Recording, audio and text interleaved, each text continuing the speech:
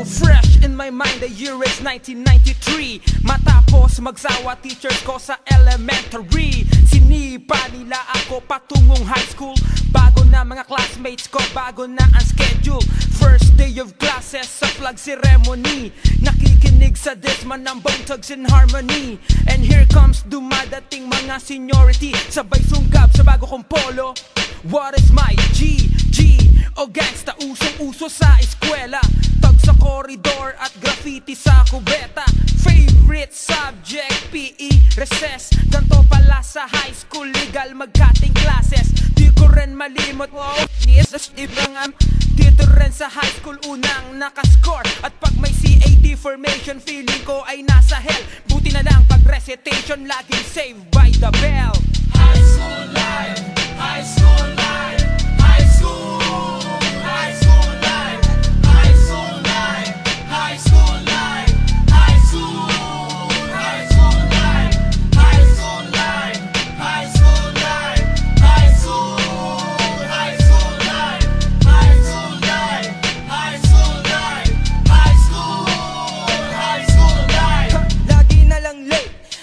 Ko ng absent, minsan lang pumasok, wala pa akong assignment.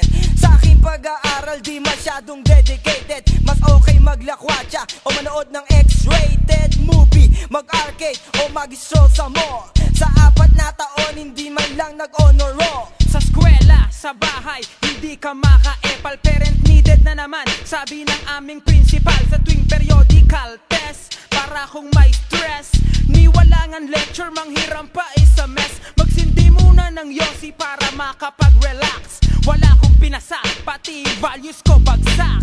High school life, high school life, high school, high school life, high school life, high school life, high school, high school life, high school life, high school life, high school, high school life, high school life, high school life, high school, high school life. So kahit papano, umabot din ng 4th year, ngunit ang makagraduate parang di ko mapil. Walang pinag-iba, parang walang pinagbabago. Robor pa rin, lugar ng mga gago. How can I concentrate kung katabi ko basurahan? At pag minalas ka, cleaner ka pa na sambuan. Bagsak pa rin lahat ng mga academic subject. Ang tangi kong pag-asa'y mabigyan ng special budget. Kailangan magsumikap para makabawi, kakayanin ko to.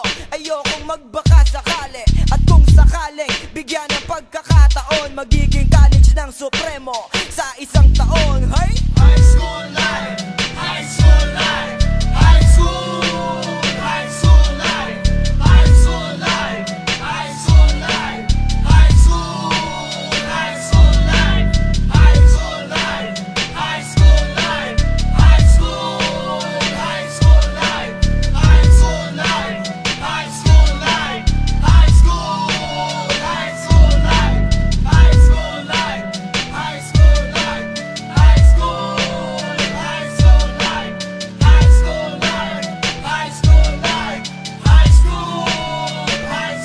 life, high school life, high school life, high school, high school life, high school life, high school life, high school, high school life, high school life, high school life, high school, high school life, high school life, high school life.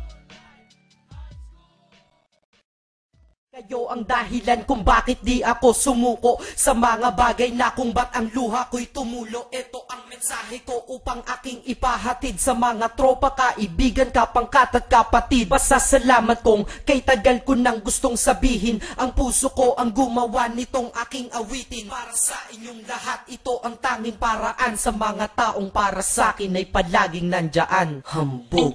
Kayo ang dahilan kung bakit di ako sumuko sa mga bagay na kung ba't ang luha ko'y tumulo. Ito ang mensahe ko upang aking ipahatid sa mga tropa, kaibigan, kapangkat at kapatid. Pasasalamat kong kay tagal ko nang gustong sabihin, ang puso ko ang gumawa nitong aking aking awitin para sa inyong lahat. Ito ang tanging paraan sa mga taong para sa akin ay palaging nandyan, upang ako'y mabigyan ng kalakasan ng loob at manatili na nakatayo at di patataob na kahit na anumang pagsubok na nagdadating. Hindi ako takot pagkat alam kong may malalapitan. Pag ako ay mayroong problema na dinadala, akala ko ako'y nag-iisa, ngunit hindi pala. Alam nyo ba kung bakit?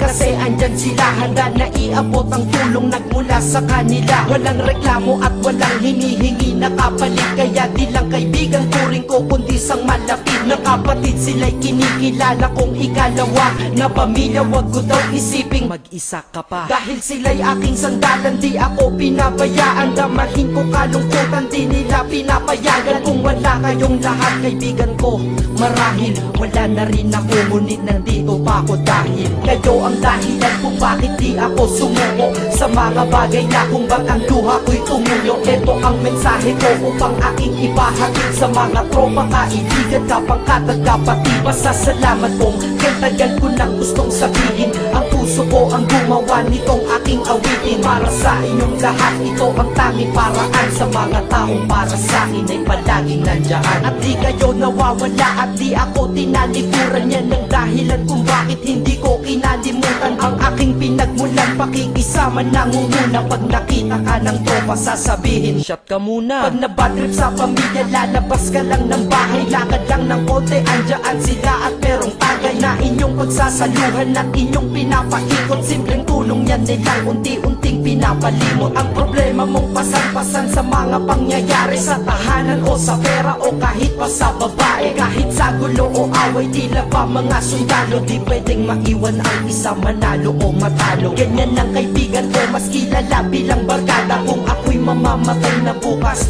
ako'y handa na, at kung may ikalawang mundo o buhay para sa akin, sana magiging tropa ko kayo pa rin. Kayo ang dahilan kung bakit di ako sumuko sa mga bagay na kung ba't ang luha ko'y tumulo. Ito ang mensahe ko upang aking ipahatid sa mga tropa, kaibigan, kapangkat at kapatid. Pasasalamat kong tagal ko nang gustong sabihin, ang puso ko ang gumawa nitong aking awitin para sa inyong lahat. Ito ang tanging paraan sa mga taong para sa akin ay palaging nandyan, kaya ako'y kontento na dahil kayo'y naging parte ng buhay ko. Sa kabutihan nyo paano ko gagante? Magtatawagan ng mga tropa, kita-kita lang sa kanto. Pagkatapos didiskarte ng pitselyosi at baso, papaikot ang sombrero para mag-ambag ang tropa. Kahit 20 pwede na, basta lamang makatoma.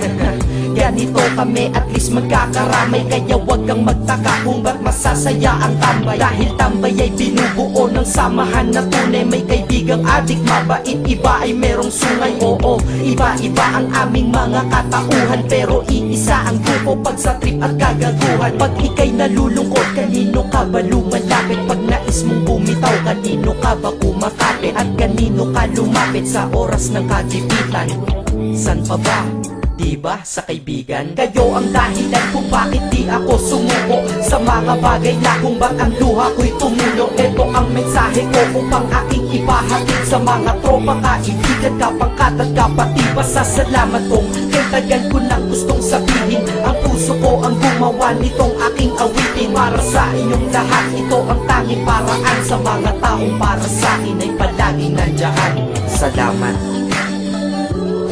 Acero Records, Sad Productions, hambog ng Sad Group.